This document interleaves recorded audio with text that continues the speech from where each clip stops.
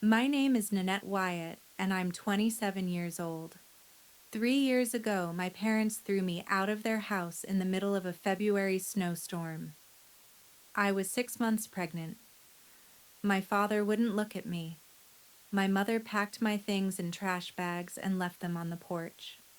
They didn't ask where I would go. They didn't ask if I had money. They just closed the door. What they didn't know then, what they couldn't have known, was that the person they called a failure, the veteran brother they'd always pitied, would become the only father my daughter would ever need. They didn't know that 3 years later, when the truth about my daughter's biological father came out, everything they believed about honor, about family, about what makes someone worthy, would shatter. This is the story of how I lost everything and found out what family really means. It started 14 months before that February night, March 2020. I was 23 years old, working night shifts at Ruby Memorial Hospital in Morgantown, West Virginia. I'd been a registered nurse for 2 years, my dream job, the thing I'd worked so hard for. Student loans hung over me like a shadow, but I was proud. I'd made it out. I was the first person in my family to finish college. I met Brennan Sullivan in the hospital cafeteria on a Tuesday afternoon. I was between shifts, drinking bad coffee and trying to stay awake. He walked in wearing a suit that probably cost more than my monthly rent, and he smiled at me like I was the only person in the room. "Rough shift?" he asked. I should have known better. We started dating a month later, April 2020. Brennan was a pharmaceutical sales rep for Pfizer, polished, charming, the kind of man who opened doors and ordered wine without looking at the price. He drove a BMW that was newer than any car my family had ever owned. He took me to restaurants where I had to Google the menu beforehand because I didn't recognize half the dishes. I felt like Cinderella, and I was terrified he'd realize I was still wearing glass slippers made of poverty. He never took me to his house. "Family's old-fashioned," he said. "They need time to warm up to new people." When I asked to meet them after 6 months, he kissed my forehead and said, "Soon." I told myself it was fine. I told myself he just wanted to keep us private, sacred, just ours. But when your boyfriend has money and you don't, private starts to feel like secret, and secret starts to feel like shame. When I asked to meet his family after 14 months, he still said soon. My family lived in a 2-bedroom apartment in Westover, the kind of neighborhood where people work 2 jobs and still can't quite make it. My father, Dennis, drove 40 minutes each way to work at the Amazon warehouse. My mother, Sharon, worked part-time at Walmart because they kept her hours just below 30 a week, so they wouldn't have to give her full benefits. They'd sacrificed everything for me to go to nursing school. Everything. One Sunday, I brought Brennan home for dinner. My mother made her special meatloaf, the one she only made on birthdays, and my father sat at the head of our small table, trying to make conversation with this man who probably spent more on his watch than we spent on groceries in a month. After Brennan left, my mother pulled me aside in the kitchen.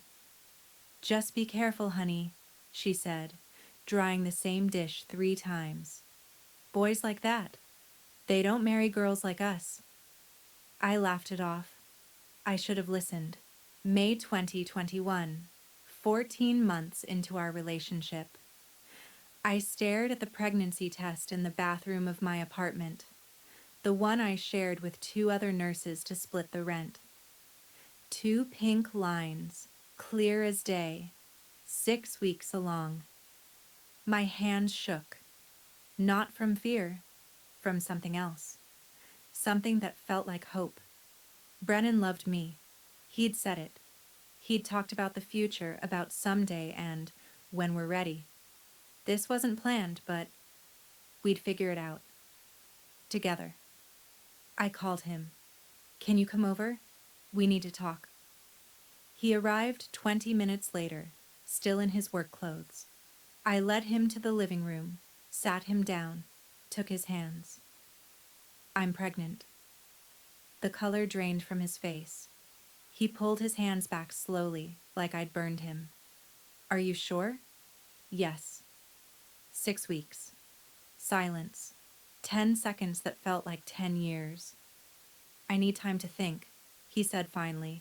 Not, we'll figure it out. Not, it'll be okay. Just, I need time to think. He stood up, kissed my forehead, automatic, empty, and left. He didn't hold my hand as he walked to the door. When I saw the 2 pink lines, my first thought wasn't fear. It was, he'll do the right thing. He loves me. I was so wrong. 1 week. He didn't respond to my texts. Didn't answer my calls. I sent 27 messages. Please talk to me. We can figure this out. I'm scared. Please. Nothing. On day 8, I drove to his apartment. His BMW was in the parking lot. The lights were on. I could see the TV flickering through the curtains. I knocked. 5 times. 10 times. He was inside. He just wouldn't answer the door. I didn't know it then, but 3 days earlier, Brennan's mother had seen a text from me on his phone. Please talk to me about the baby. His family had called an emergency meeting. His mother, Diane, his younger sister, Addison, their family lawyer. They sat Brennan down in their mansion in South Hills, the nice part of town, the part where people like me only went to clean houses or deliver packages. She's trying to trap you, his mother said. This is what girls like that do. They get pregnant on purpose to get money. That's not what this is, Brennan said weakly. Nanette isn't like that. She's a nurse, his sister added. She makes, what, $50,000 a year? You make twice that. This is her lottery ticket. The lawyer slid a folder across the table. We offer $15,000 and a non-disclosure agreement. She signs it, she goes away. You never hear from her again. Most girls in her situation take it. Brennan looked at the folder for a long time. Okay, he said. His mother said, she's trying to trap you. And he believed her. Or maybe he just wanted to. 3 weeks after I told him I was pregnant, Brennan finally called. We need to talk. He asked me to meet him at the Walmart parking lot. Not a restaurant, not his place. The Walmart where my mother worked. I should have known then. He was waiting in his car. I got in. He didn't kiss me hello. He handed me an envelope. Inside, a check for $15,000. And a legal document. I read the first line. Non-disclosure agreement. What is this? It's better for both of us, he said, not looking at me. You can start fresh. I'm not ready to be a father. This way, you have options. Security. I flipped through the pages. Agrees to never contact Brennan Sullivan. Agrees to not disclose paternity. Agrees to not pursue child support. You want to pay me to pretend you don't exist? This is more than generous, Nanette. I stared at him. This man I'd loved. This man who'd held me and told me I was beautiful and made me believe, for the first time in my life, that someone from his world could want someone from mine. I don't want your money, I said. I want you to be responsible. I am being responsible. $15,000. I ripped the check in half, slowly, watching his face. Keep your money, I said. But this baby will know who their father is, and one day they'll know you chose money over them. His jaw tightened. You're making a mistake. You can't do this alone. Watch me. I got out of the car. He didn't follow. I ripped the check in half and said, "You can't buy me." He looked relieved, like I'd just made his life easier. I drove straight to my parents' apartment. It was 8 p.m. on a Thursday. My father was watching TV after his shift. My mother was folding laundry. I sat down on the couch between them. "I'm pregnant," I said. "Brennan, he's gone. He's not coming back." Silence. My father stared at the TV screen, but I could tell he wasn't seeing it. My mother's hands froze on the towel she was folding. "You're keeping it?" my father said finally, like Harper was a problem, not a person. "Yes." More silence. My mother stood up, walked to the kitchen, came back. She wasn't crying. She was rigid, controlled. Have you thought about other options?" she asked carefully. "You mean abortion?" "I mean, options. I'm keeping my baby." My father stood up, walked to his bedroom, closed the door. My mother looked at me with something I'd never seen before. Not anger, disappointment. The kind that cuts deeper than any insult. "How could you let this happen?" she whispered. "Let this happen, like I'd planned it, like I'd done it alone." "Mom, I didn't—" "You knew he was rich. You knew his family was important. And you still— How could you be so careless? I loved him. He said he loved me." She laughed. One short, bitter sound. "Men like that don't love girls like us, Nanette. They use us. And you let him." My father said, "You're keeping it?" Like Harper was a problem, not a person. They didn't kick me out that night. That would have been easier. Instead, they gave me the silent treatment. 2 weeks of living in that apartment where no one would look at me, where my father left the room when I entered, where my mother only spoke to me when absolutely necessary. "Pass the salt. Your laundry is done. Lock the door when you leave." I tried everything. I cooked my father's favorite meals. I helped with every chore. I worked double shifts and gave them extra money for rent. Nothing. I made my father his favorite dinner one night. Meatloaf, mashed potatoes, corn. He ate in silence, got up, put his plate in the sink, and left the table without a word. I stood in that kitchen, 6 months pregnant, and cried into the dirty dishes. It happened on a Tuesday in early February. 6 months pregnant. Snow had been falling all day, the wet, heavy kind that turns everything gray. I came home from my shift at 8 a.m. My mother was waiting in the living room. Trash bags lined the hallway. My trash bags. My things. "Mom, you need to leave," she said. Her voice was flat. Empty. "What?" My father appeared in the doorway of their bedroom. He wouldn't look at me. "You heard your mother." "Dad, please. I don't have anywhere to go." "You should have thought of that before." "Before what?" "Before I got pregnant. Before the man I loved abandoned me. Before I needed my family. You're no longer our daughter," he said. Those words. I'll hear them until I die. My mother stood up, handed me my purse. "Your things are on the porch. We'll mail anything else." "It's snowing. I'm 6 months pregnant. Where am I supposed to go?" "That's not our problem anymore." I looked at my father, begged with my eyes for him to say something, to stop this, to be my dad. He turned and walked back into his bedroom. My mother opened the front door. Cold air rushed in. Snow swirled. "Please," I whispered.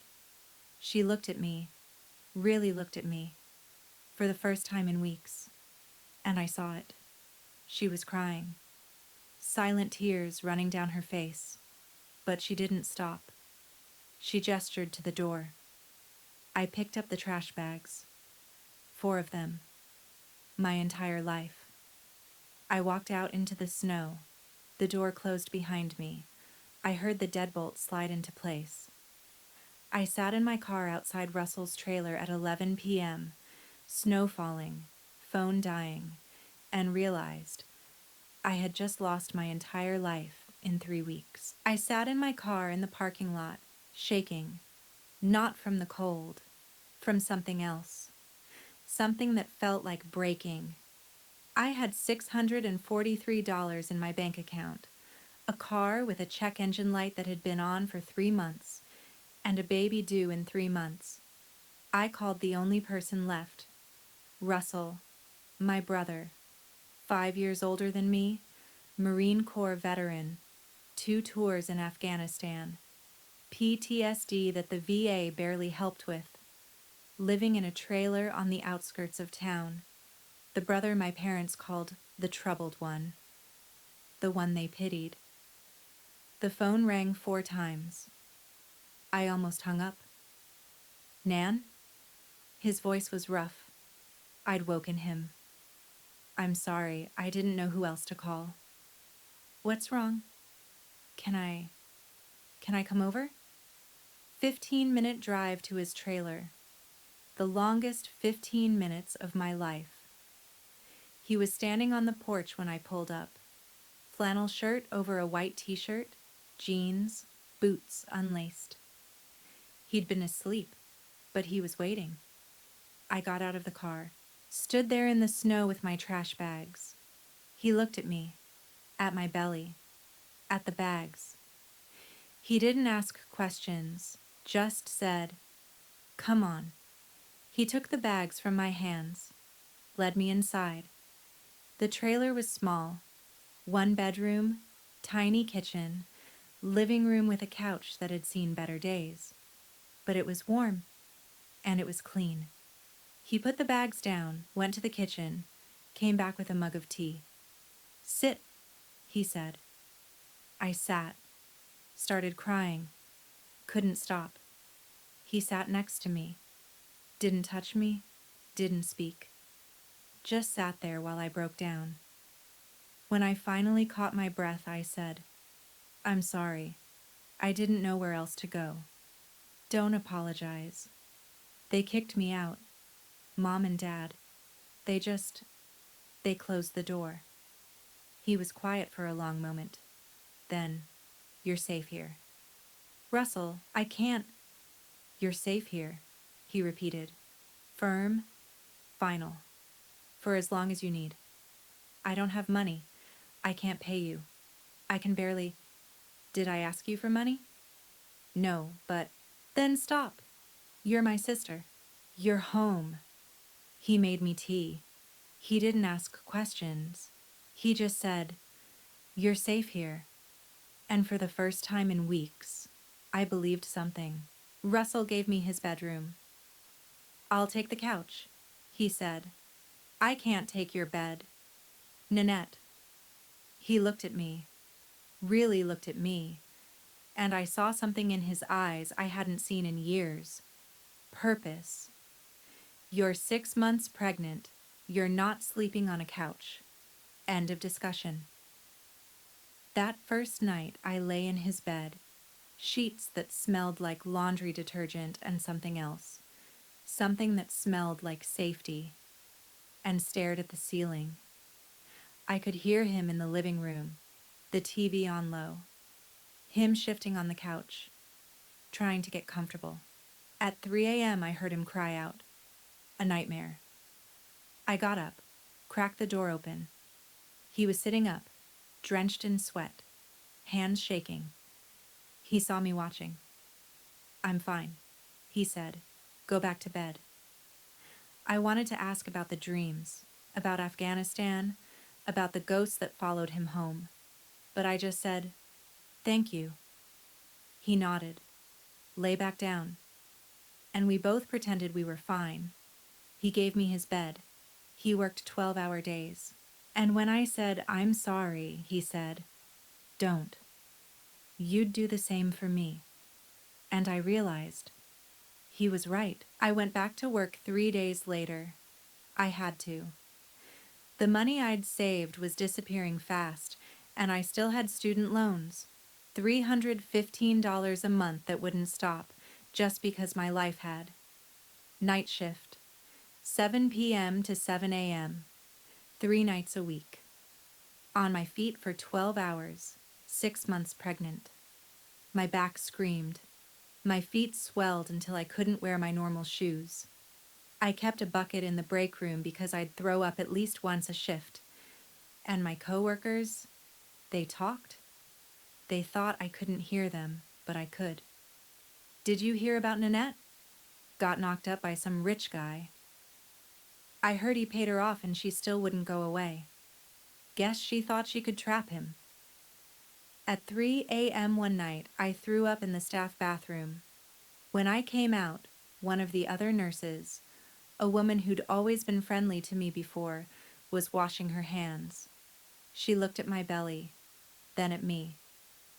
You should have been more careful, she said. I wanted to scream at her, to tell her I was careful, to tell her that love isn't careful, that trust isn't careful. Instead, I went back to work. At 3 a.m., I threw up in the staff bathroom. A coworker walked in, looked at my belly and said, You should have been more careful. I wanted to scream. Instead, I went back to work. Russell worked as an electrician, his own small business, jobs he picked up through word of mouth and Craigslist. Some weeks were good. Some weeks were slow. But after I moved in, he worked every single day, 7 days a week. 12-hour shifts when he could get them. He never complained, never made me feel like a burden. But at night, I heard him. 2, 3 times a week, he'd wake up screaming. Names I didn't recognize. Davies. Ruiz. Get down. I'd lie in his bed, listening, heart pounding. Should I go to him? Would that make it worse? One night he screamed so loud I ran out. He was sitting on the couch, head in his hands, shaking. Russell, I'm fine. Automatic, practiced. Go back to bed. You're not fine. Nanette. He looked up. His eyes were hollow, exhausted. I'm dealing with it. I've been dealing with it for 5 years. Don't worry about me. You're taking care of me. Let me take care of you. You can't fix this. Not angry. Just tired. So tired. No one can. Later, I looked up the names. Marine Corporal James Davies, Lance Corporal Miguel Ruiz, both killed in action, Afghanistan, 2015. Russell never talked about it. One night he screamed a name, Davies. I looked it up later. Marine Corporal James Davies, KIA Afghanistan, 2015. Russell never talked about it. The trailer park where Russell lived wasn't large, maybe 30 trailers, most of them occupied by people like us, people working hard and barely making it. Most people minded their own business, but there was one woman, Mrs. Kowalski, 70s, gray hair always in curlers, nothing better to do than watch from her window. One afternoon, I was taking out the trash when she called out from her porch. You're Dennis Wyatt's girl, aren't you? Yes, ma'am. Living here with your brother now? Yes, ma'am. She looked at my belly, then at Russell's trailer, something calculating in her eyes. That unstable veteran, she said, with PTSD, and you're bringing a baby here? My blood went cold. My brother is a good man. I'm sure he is, honey. That smile. Fake concern. But someone should probably let Child Protective Services know about the situation, just to make sure the baby's safe. She said it sweetly, like she was doing me a favor. The woman smiled when she said it, like she was doing me a favor. 2 weeks later, there was a knock on the trailer door. I was 8 months pregnant. Russell was at work. A woman in a pantsuit stood on the porch, clipboard in hand. Nanette Wyatt. Yes? I'm Laura Patterson from Child Protective Services. May I come in? My heart stopped. She walked through the trailer, taking notes. Looked in the bedroom. The crib Russell had built by hand, painted white, still drying. The purple elephant I'd found at Goodwill for $3. The stack of baby clothes, all secondhand but clean. You're living here with your brother, Russell Wyatt? Yes. And he's a veteran with PTSD? He served 2 tours in Afghanistan. Yes, he has PTSD. He's managing it. Does he own any weapons? He's a veteran. He has guns, but they're locked in a safe. Does he have violent episodes? No. Never. She wrote something down. I couldn't see what. Has he been treated for his PTSD? He goes to the VA clinic when he can. When he can? She looked up. Is his income stable? He's a licensed electrician. He works every day. But is it stable? I wanted to scream, to tell her that Russell had given up everything for me, that he was the only person who hadn't abandoned me, that he was good and kind and safe. But I just stood there, 8 months pregnant, in a trailer that wasn't mine, and watched her write notes that might take my baby away. We'll be monitoring the situation, she said at the door. Someone will be in touch. She wrote something on her clipboard and said, We'll be monitoring the situation. Like we were criminals. When Russell came home that night, I was sitting on the couch, staring at the wall. What happened? He asked immediately. CPS came. He went still. What? I told him everything. The questions, the notes, the way she'd looked at his trailer like it was a crime scene. He sat down slowly, rubbed his face with both hands. This is my fault, I said. I brought this to your door. If they take my baby because of me, stop. His voice was hard, final. They're not taking her. Russell, if they think you're dangerous, I'm not dangerous. I've never hurt anyone who didn't deserve it. I've never lost control. Not once. And I won't. He looked at me, and I saw something I hadn't seen since he came back from Afghanistan. Purpose. They're not taking her, he repeated. I'll do whatever it takes. He looked at me, and I saw something I hadn't seen since he came back from Afghanistan. Purpose. February 15th, 2022, 4 a.m. My water broke. I woke Russell up. He was dressed in 30 seconds, had me in the car in 2 minutes. The hospital was 25 minutes away. He made it in 18. Labor lasted 14 hours. 14 hours of pain that rewrote everything I thought I knew about pain. 14 hours of Russell in the waiting room, refusing to leave, refusing to eat, just waiting. My blood pressure spiked in hour 12. The nurses got worried, talked about C-section. Just a little longer, I begged. Please. Hour 14. 6:03 p.m. Harper Wyatt entered the world screaming. 6 pounds, 3 ounces. A full head of dark hair. Tiny fists waving. They put her on my chest, skin to skin. She opened her eyes and looked at me, and I understood for the first time what it meant to love something more than your own life. "She's here," I whispered. "You're here."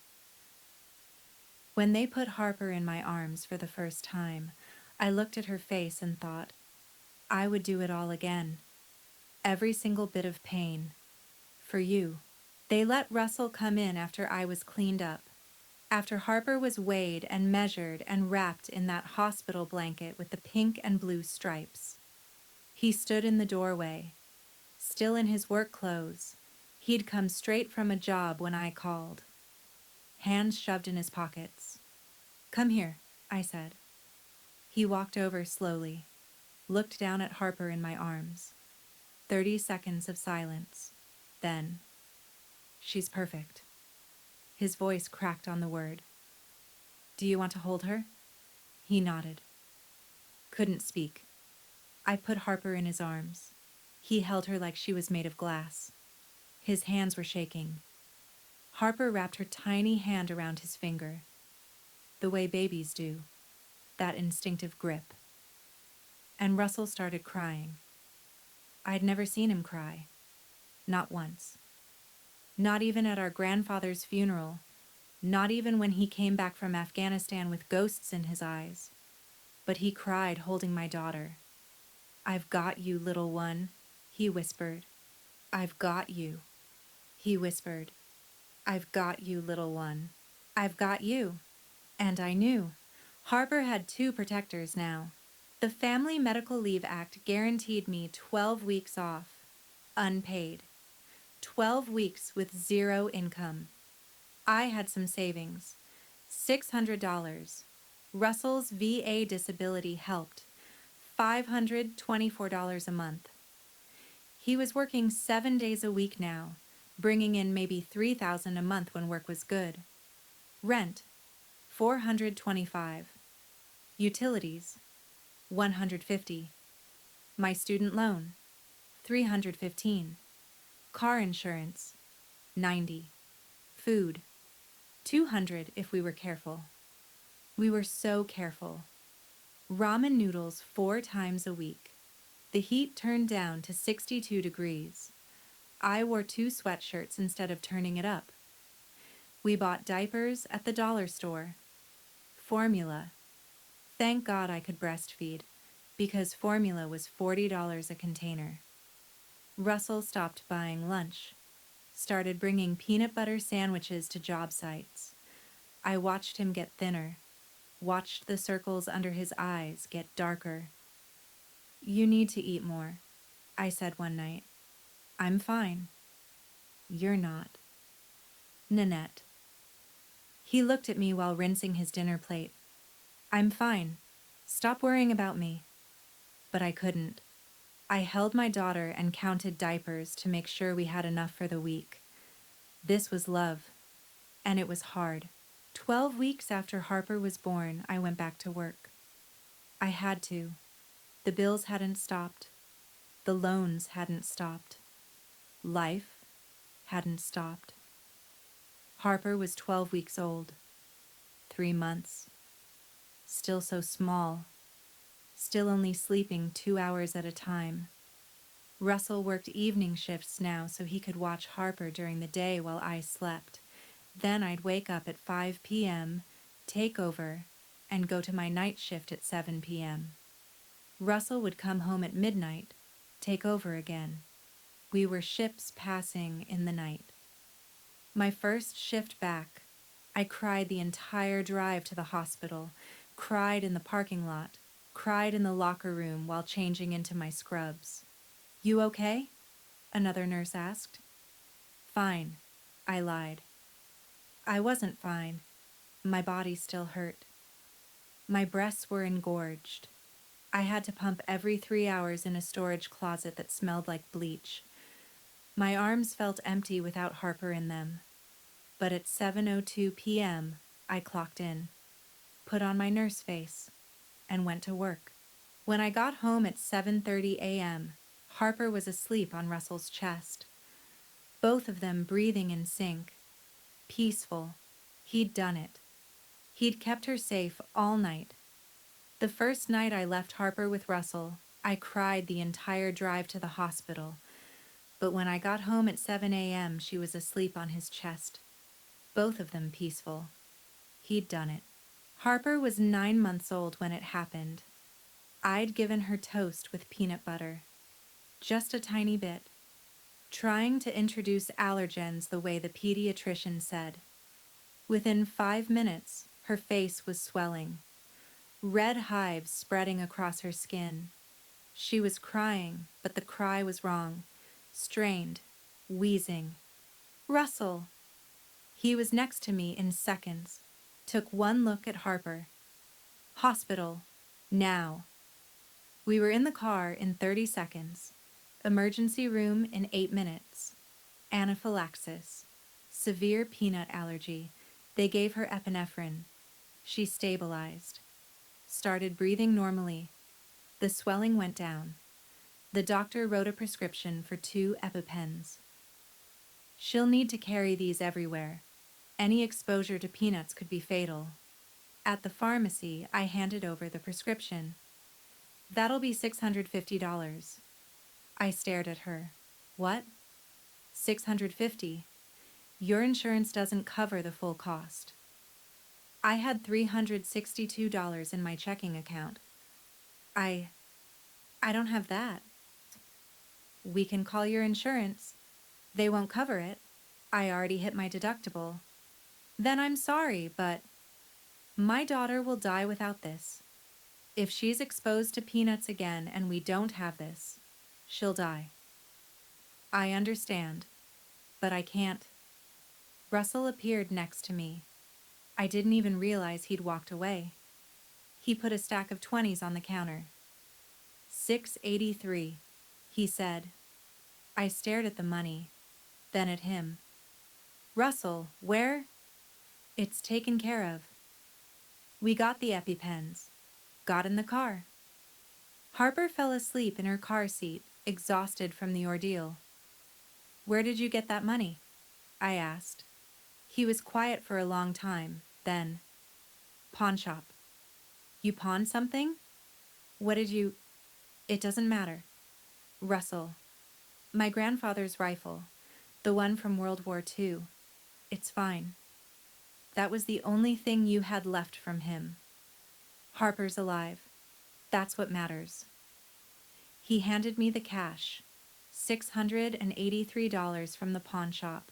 I said, that was your grandfather's. He said, Harper's alive. That's what matters. February 15th, 2023. Harper's first birthday. We didn't have money for a party. No room for guests anyway. So it was just the 3 of us in that trailer. Russell made pancakes shaped like Mickey Mouse. Or tried to. They looked more like amoebas, but Harper didn't care. I stuck a single candle in one of them. We sang Happy Birthday off-key. Harper clapped her hands and laughed, and I took a video on my phone that I've watched 1,000 times since. No fancy decorations, no guests, no cake from a bakery. But Harper was happy and healthy and loved. And I realized this was family. Not the one I'd planned, not the one I'd dreamed about when I was younger, but the one that stayed. It was just the 3 of us. No fancy decorations, no guests. But when Harper clapped her hands and laughed, I thought, this is enough. 2 weeks after Harper's first birthday, Ms. Patterson from CPS showed up for her final visit. She'd been checking in every few months, announced and unannounced visits, inspections, questions. This time, she stayed for an hour, watched Russell play with Harper on the floor, building blocks, making her laugh. Harper adored him, called him Dada, her first word. Not that Brennan deserved the title, but Russell did. Ms. Patterson sat down with me at the kitchen table, wrote some final notes. Ms. Wyatt, I'm closing your case. I couldn't breathe. What? You've demonstrated that you can provide a safe, stable environment for Harper. Your brother? She looked over at Russell, who was now making silly faces while Harper giggled. He's clearly competent and caring. I see no reason for further monitoring. So we're done? You're done.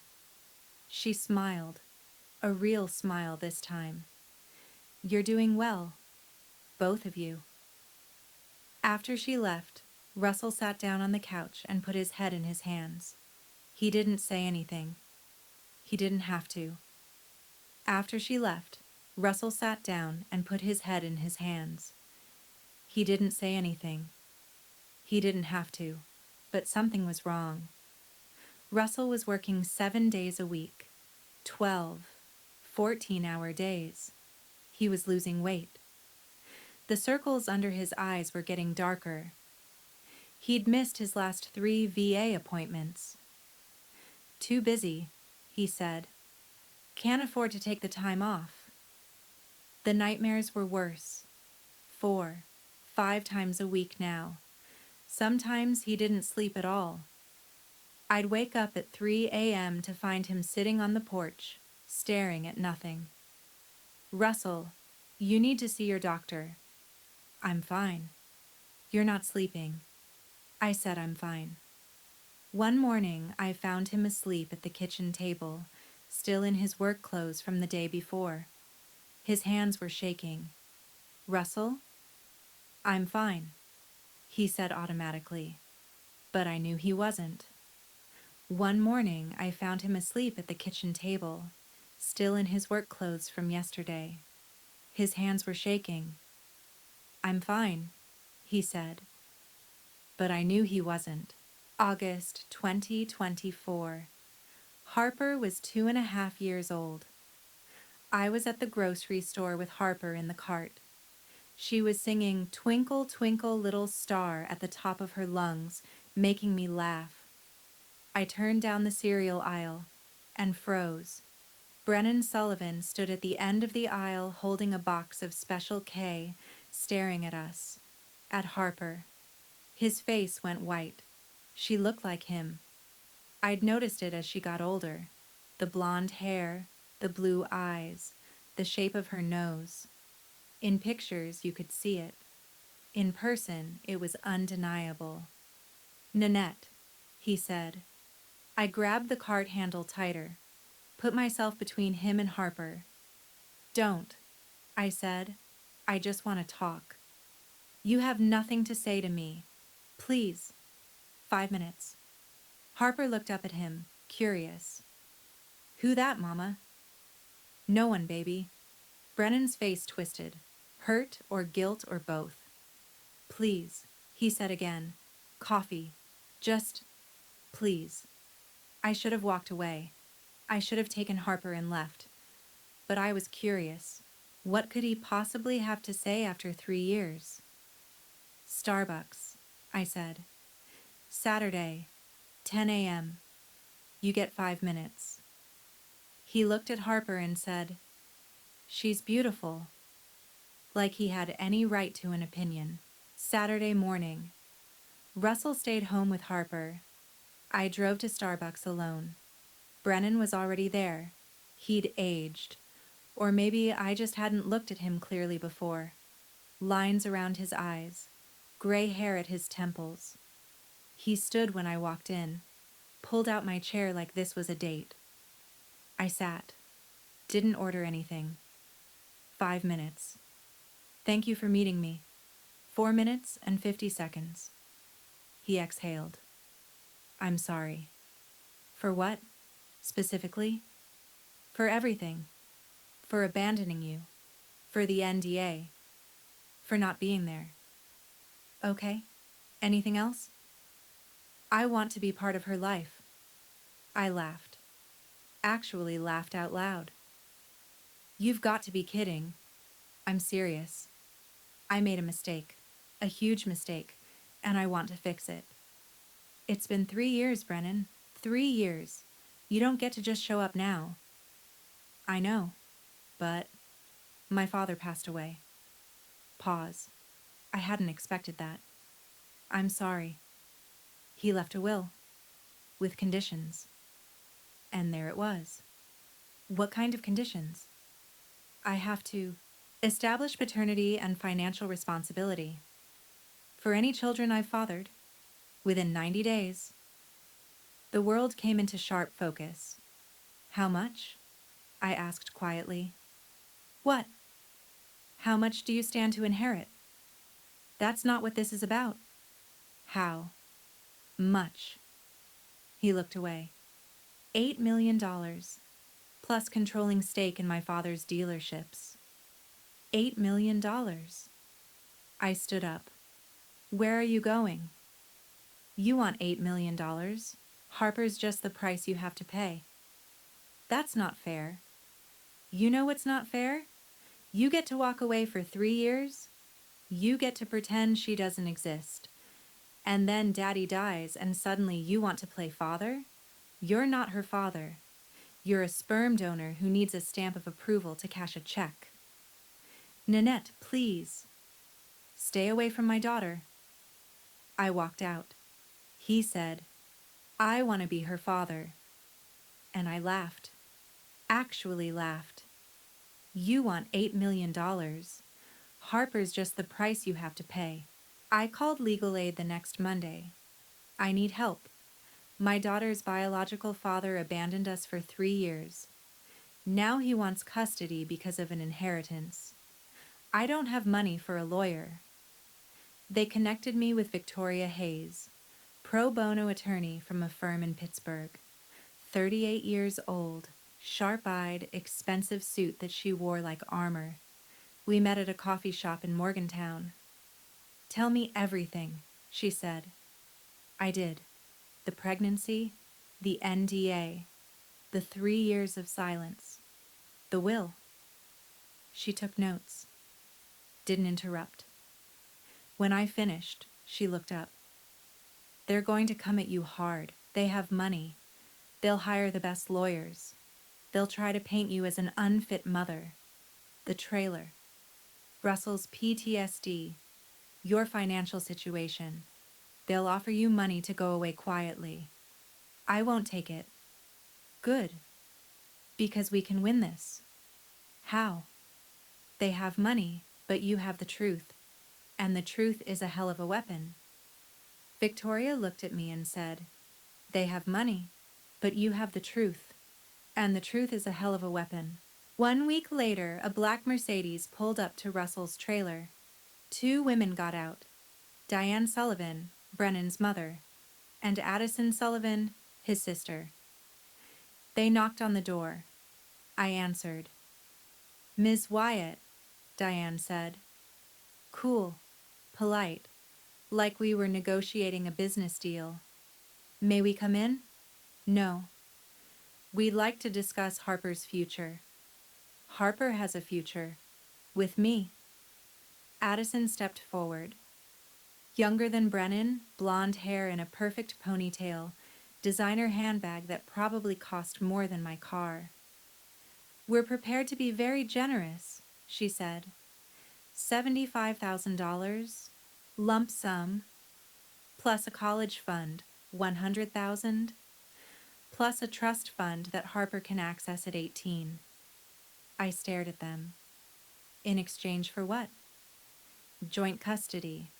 Brennan gets her every other weekend. Holidays split evenly.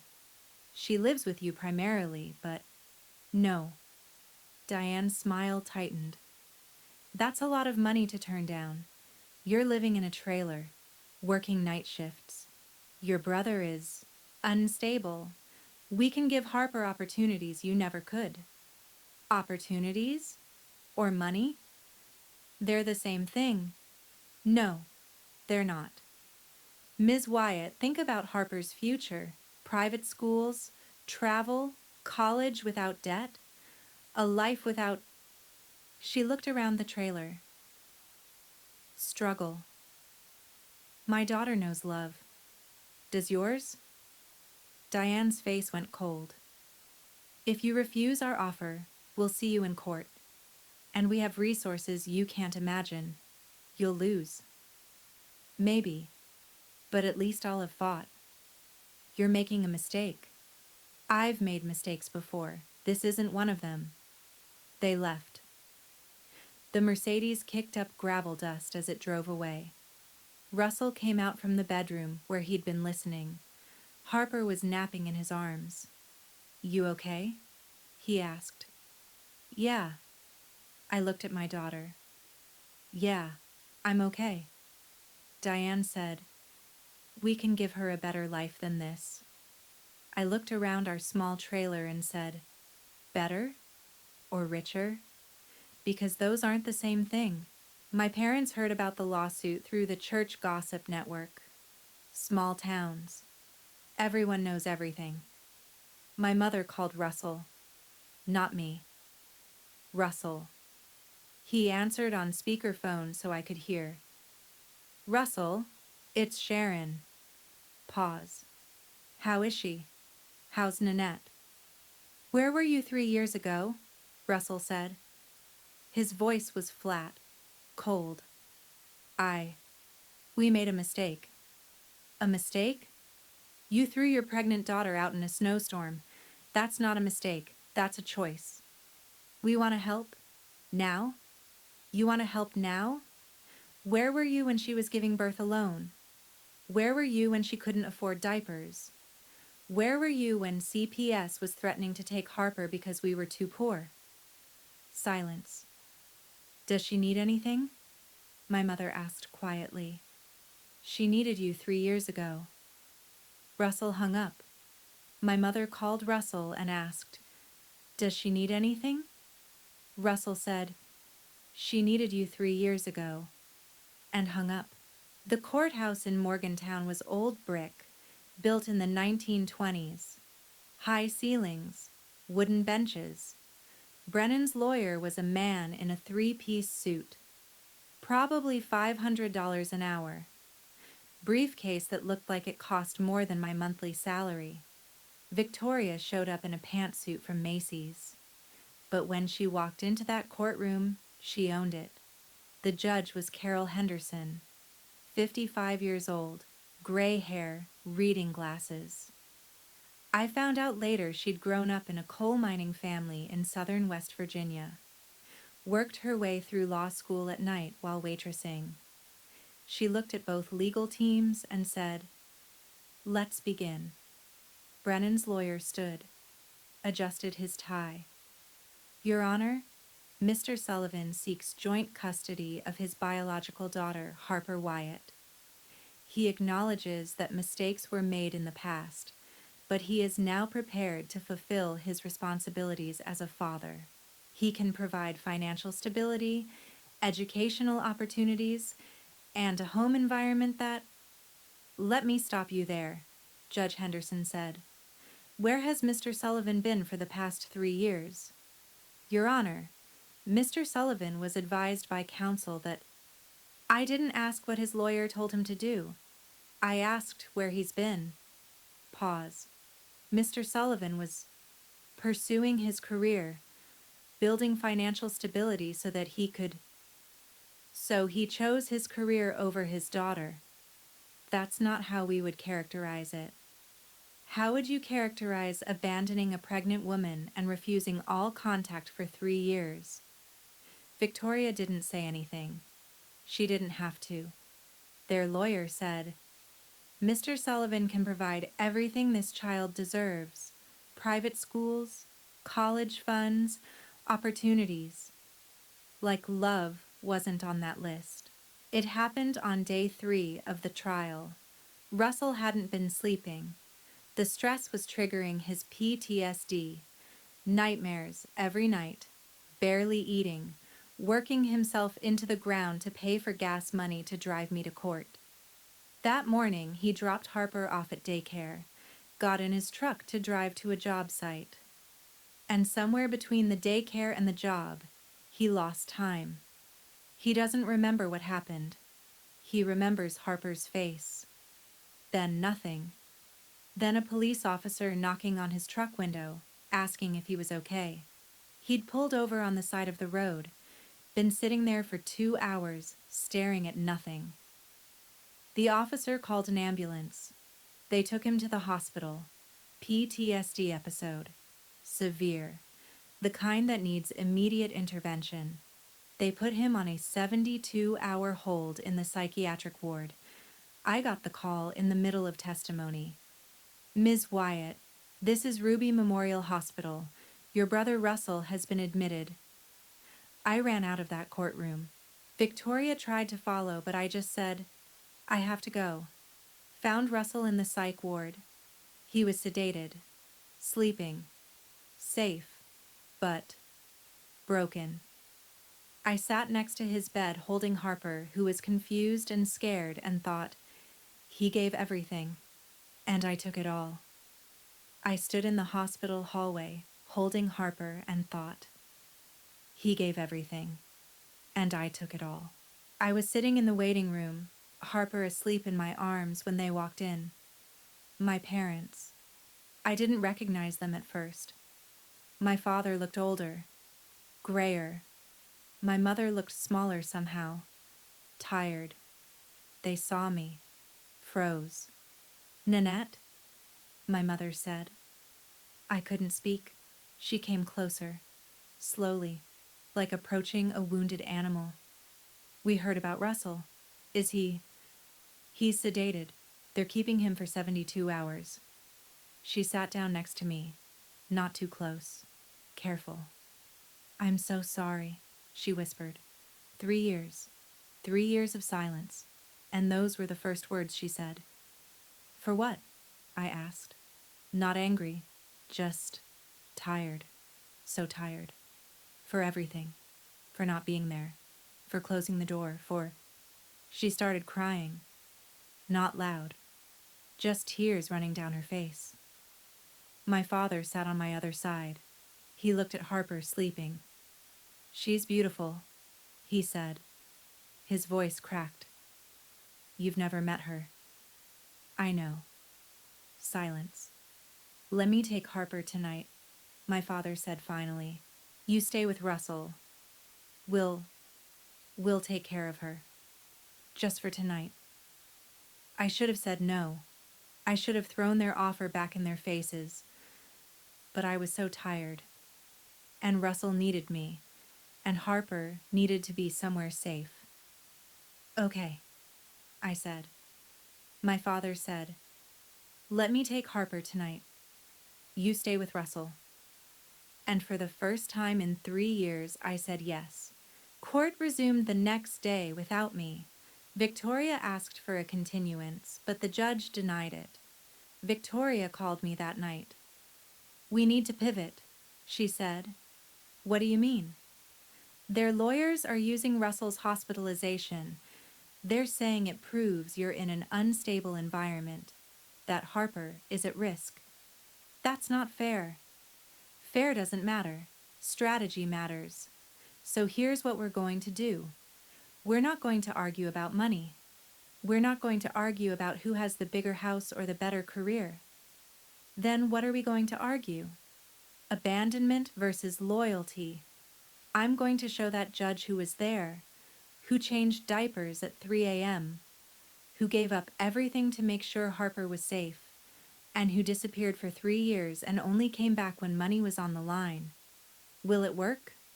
It better, because we're running out of time. Victoria told the judge, this isn't about who has more money, it's about who showed up. Friday, day 7 of the trial. Russell was out of the hospital, released after 72 hours. He looked hollowed out, but he was there, sitting in the back of the courtroom. My parents sat next to him. They didn't talk, just sat together. Judge Henderson called court to order. I've reviewed all testimony and evidence. I've considered the arguments from both counsel, and I've reached a decision. My heart was pounding so hard I thought everyone could hear it. Mr. Sullivan, I believe you when you say you want to be a father. I believe your intentions are sincere, but intention doesn't erase abandonment. You had 3 years to step up. You chose not to. And Ms. Wyatt, against incredible odds, created a safe, loving home for Harper. She looked directly at Brennan. Full custody is awarded to Ms. Wyatt. Mr. Sullivan will have supervised visitation, 2 hours per week. After 6 months, if he demonstrates consistent involvement, he may petition for unsupervised visitation. Child support is set at $1,650 per month. Victoria leaned over. That's not all. I asked for retroactive support. Judge Henderson continued. Additionally, Mr. Sullivan will pay a lump sum of $59,400 for the 3 years of non-payment.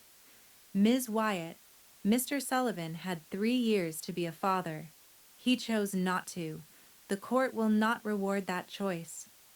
The gavel came down. Brennan sat there, expressionless.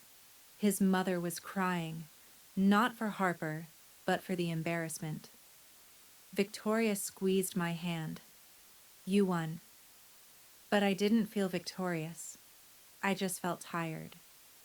When the judge said full custody to Ms. Wyatt, I didn't feel victorious. I felt tired. Have you ever watched someone you love break under the weight of loving you? Russell gave everything. He worked himself into the ground. He sacrificed sleep, comfort, his own health. He gave up the last thing he had from his grandfather to buy medicine that would keep my daughter alive. And I couldn't stop wondering, what would you have done? Would you have taken him in? Would you have stayed when things got hard? Or would you have walked away, like so many others did to me? I don't know what the right answer is, but I know this. The people who stay, they're the ones who matter. Not the ones with money, not the ones with perfect lives. The ones who stay. Russell started therapy the week after he got out of the hospital. Not at the VA this time. Victoria had connected us with a private therapist, Dr. Ellen Morrison, who specialized in PTSD and did sliding scale fees for veterans. Twice a week. Russell went every single time. He also started going to a group therapy session for veterans on Thursday nights. 8 guys, all of them with ghosts, all of them trying to find their way back. He didn't talk about it much, but I could see the difference. The nightmares didn't stop, but they got less frequent. 4 times a week became 3, 3 became 2. He started sleeping again, eating again. One night, about a month after the hospitalization, I found him on the porch. He was sitting in his chair, coffee in hand, watching Harper play with chalk on the sidewalk. "How are you feeling?" I asked. "Better." He looked at me. "I'm sorry I scared you." "You didn't." "Yes, I did. I broke, and you had to see it." "Russell, you didn't break. You bent. There's a difference." "Is there?" "Yeah. Breaking means you can't be put back together. Bending means you're still here, still fighting, still showing up." He was quiet for a long time. Then, "Thank you." "For what?" "For not giving up on me." Russell said, "I'm sorry I broke." I said, "You didn't break. You bent. There's a difference." Brennan's first supervised visit was at the public library. 2 hours. A social worker present the entire time. I brought Harper. She was nervous.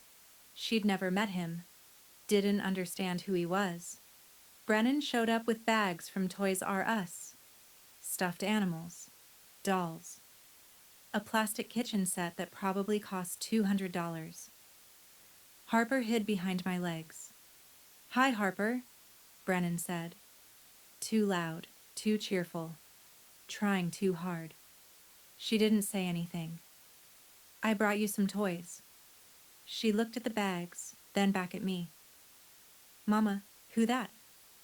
Not, "Who are you?" "Who that?" like he was a stranger, because he was. This is Brennan, I said carefully. He's your biological father. She looked confused. I have Daddy Russ. Brennan's face crumpled. He knelt down, tried to meet her eyes. I know you have Uncle Russell. He's great. But I want to get to know you too. Harper looked at him for a long moment. Then, are you the man from the pictures? What pictures? She pointed at me. Mama has pictures. She said you're my.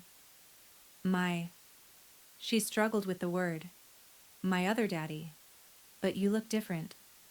Yeah, Brennan said quietly. I guess I do. He spent 2 hours trying to win her over. Harper was polite but distant. She played with the toys, answered his questions in 1 or 2 words. But she kept looking at me, checking if it was okay to be here, with this stranger.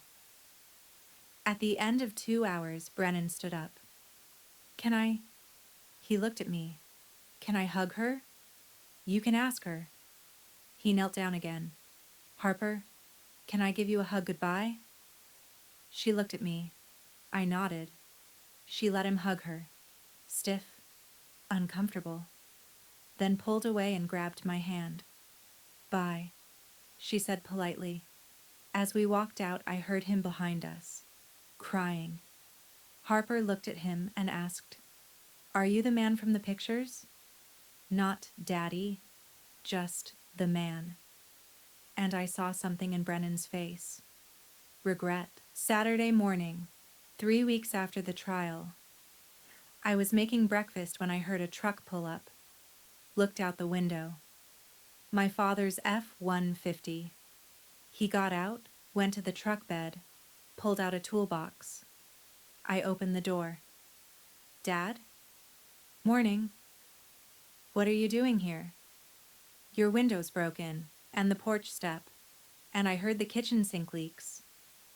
Dad, you don't have to. I know. He didn't wait for permission, just walked past me, toolbox in hand, and got to work. For 3 hours, he fixed things. The window that had been broken since January. The porch step Russell had been meaning to fix for months. The sink that dripped no matter how tight you turned the handle. He worked in silence. I brought him water. He nodded thanks but didn't speak. Harper woke up from her nap, came outside, watched him work. Who that? She asked. That's Grandpa Dennis. Grandpa? My father looked over. Something in his face softened. Hi, Harper, he said quietly. She waved, shy. When he finished, he packed up his tools, stood on the porch. Dad, I said. Thank you. I can't take back 3 years, he said, not looking at me, looking at his truck. But I can show up now. My throat tightened. Okay. That okay with you? If I show up? Yeah. That's a start. He didn't hug me. Neither did I.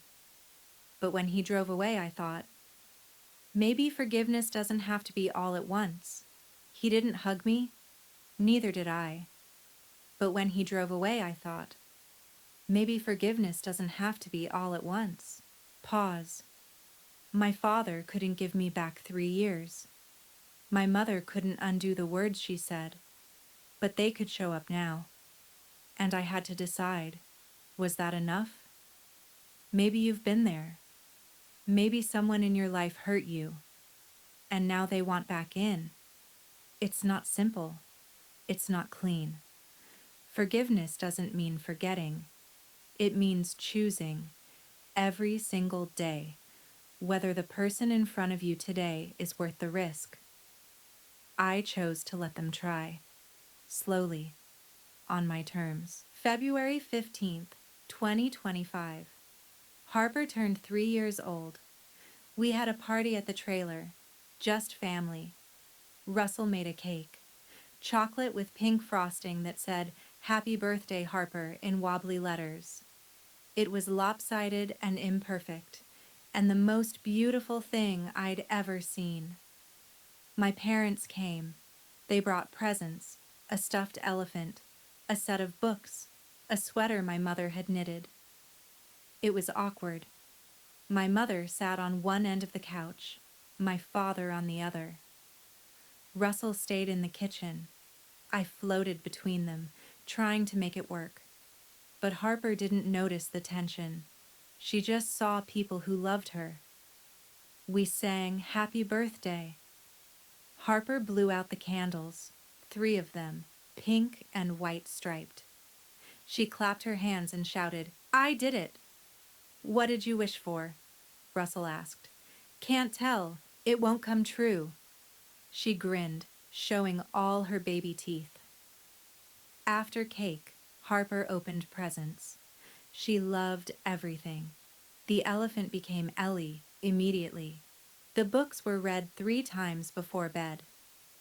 The sweater was too big, but she wore it anyway. At the end of the night, my parents left. My mother hugged me. Awkward, brief, but real. "Thank you for letting us come," she said. "Thank you for showing up." After everyone left, Russell cleaned up the kitchen. Harper fell asleep on the couch, Ellie clutched in her arms. I sat next to her, watching her breathe. 3 years old, healthy, happy, loved.